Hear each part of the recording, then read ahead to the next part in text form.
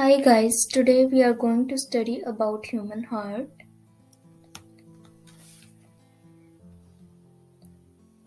The core topics which we cover in this lecture are the blood circulatory system of man, heart, structure of human heart and passage of blood through heart.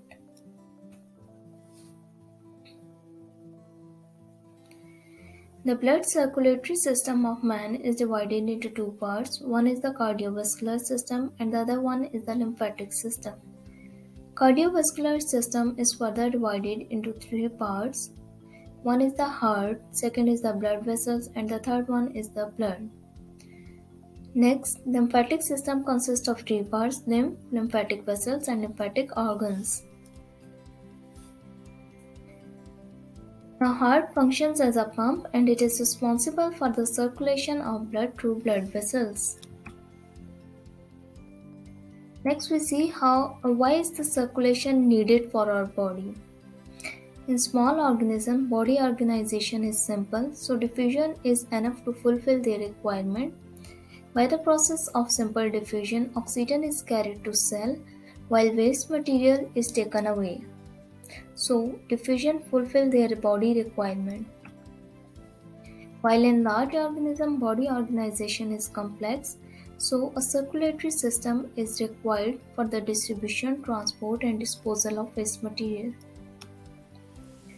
When we see the functions of circulatory system, it is responsible for the transport of oxygen and carbon dioxide in our body, for the distribution of nutrients required to the body cells, and for the disposal of waste material.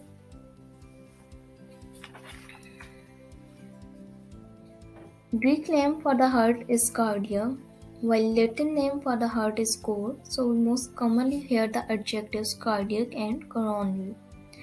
The shape of heart is a cone. It is divided into two parts, that is apex and base.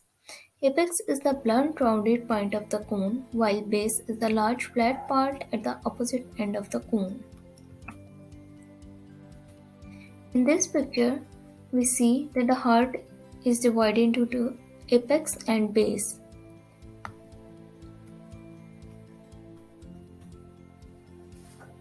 When we see the structure of human heart, first of all we talk about the location. Heart is located in thoracic cavity between lungs. It lies deep, obliquely and slightly to the left of sternum. Its base extends to second intercostal space while apex extends to fifth intercostal space, and it is approximately 9 cm to the left of the midline.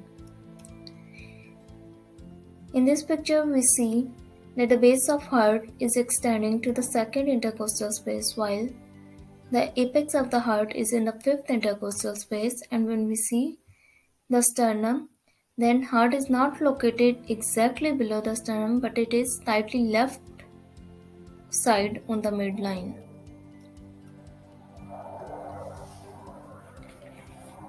Now next structure we see in the heart is the pericardium. From peri I mean around and from cardium I mean heart. So pericardium means around heart. It is a membrane that encloses the heart, or it is a closed sac that surrounds the heart. It is further divided into two parts. One is the outer part and the other one is the inner part. Outer part is made up of inelastic white fibrous tissue, while inner part is further divided into outer membrane and inner membrane. Its outer membrane is attached to fibrous tissue while inner membrane is attached to heart. In this picture, we see the detailed structure of pericardium that is divided into fibrous pericardium and serous pericardium. Fibrous pericardium is the outer part while serous pericardium is the inner part of pericardium. And as I told you that inner part is further divided into outer membrane and inner membrane. So parietal pericardium is the outer membrane and visceral pericardium is the inner membrane. We see that the parietal pericardium is attached to the inelastic fibrous tissue while visceral pericardium is attached to the heart tissues. And between these two layers, pericardial fluid is secreted.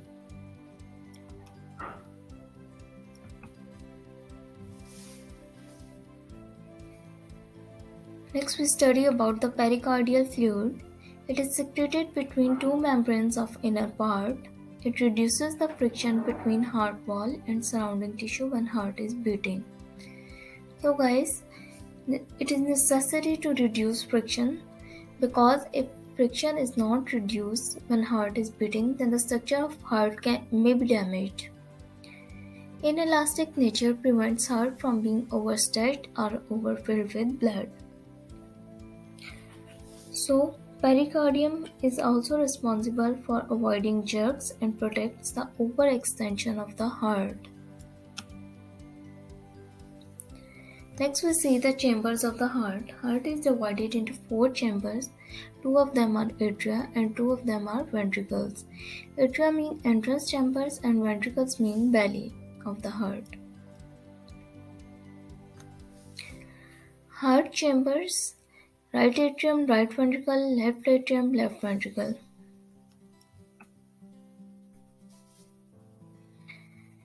Atrioventricular groove or sulcus. Atrioventricular groove actually separates atria and ventricles on the surface of heart. These sulci are covered by fat in normal heart. Actually, atrioventricular grooves are the partition between atria and ventricles. Interatrial groove, also known as interatrial septum, these are the partition between two atria. Interventricular groove, these are the partitions between two ventricles, also known as interventricular septum or separation of ventricles. In this picture, we see the right atrioventricular groove that separates the right atria and the right ventricle, posterior interventricular groove that separates the two ventricles, right ventricle and left ventricle, and the left atrioventricular groove that separates the atria and the ventricle.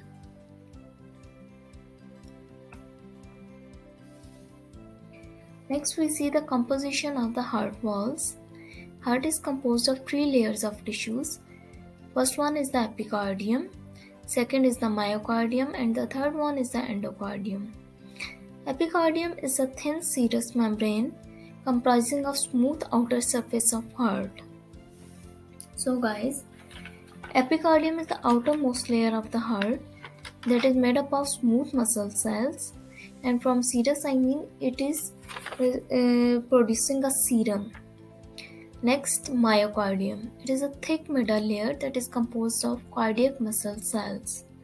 Cardiac muscle cells, when we see them under electron microscope, they are composed of myofibrils that are further divided into myofilaments, and myofilaments are made up of special proteins actin and myosin. Cardiac muscle cells contract like skeletal muscles. They are involuntary in action, and when we see them under electron microscope, they appear striated. Endocardium. It is the smooth inner surface of heart chamber. It is composed of simple squamous epithelium over a layer of connective tissue, and it is involved in the formation of heart valves.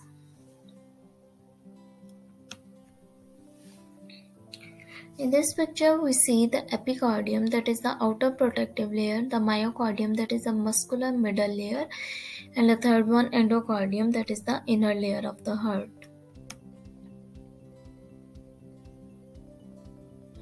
Next, we see the thickness of the chamber walls. We know that right ventricle has thinner walls than left ventricles in a ratio of 1:3.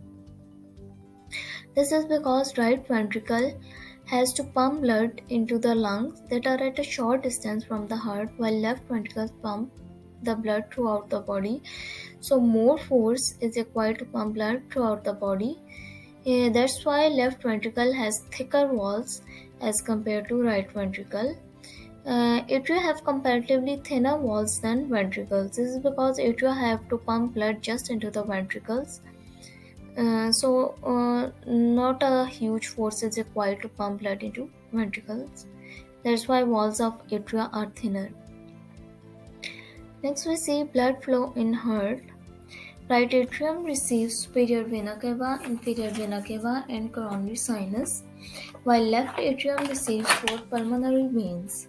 Right ventricle opens into pulmonary trunk and left ventricle opens into aorta. In this picture, we see that the superior vena cava and inferior vena cava is opening into right atrium.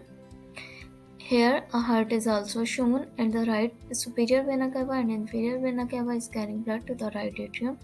And from the tricuspid valve, blood is entering the right ventricle through pulmonary valve to the pulmonary artery, and next to the lungs and left atrium, left ventricle, aorta, and rest of the body. And in the picture, we also see right atrium to tricuspid valve to right ventricle, and then into the pulmonary artery to the lungs, back to the left atrium, left ventricle, through valve, again into the okay guys, then again into the aorta and then the body. Next, atrioventricular valves. Canals. Atrioventricular canals. Atria open into ventricles through these canals. Atrioventricular valves present on each atrioventricular canal. These are composed of cusps or flaps. AV valves are divided into two types: tricuspid valve and bicuspid valve.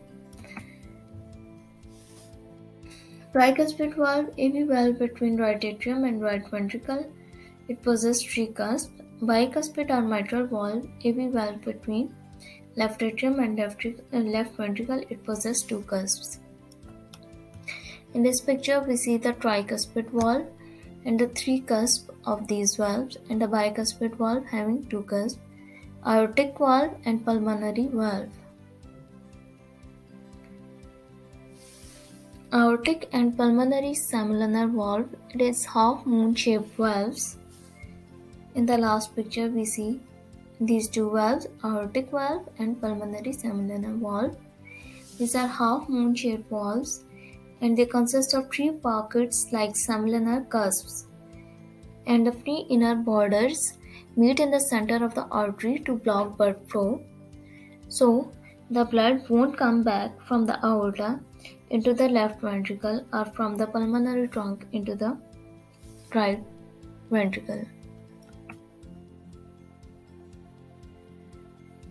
Papillary muscles. These are pimple-shaped muscles or cone-shaped muscular pillars. They prevent the valve from opening into atria by pulling on chordae tendineae attached to the valve cusps. In this picture, we see the papillary muscles that are pimple-shaped muscles attached to the chordae tendineae. Chordae tendineae are heartstrings. These are thin, strong connective tissue strings attach papillary muscles to cusps of atrioventricular valves. So in this picture, we see the bicuspid or mitral valve between left atrium and left ventricle, chordae tendineae, and papillary muscles. So this is all about the heart.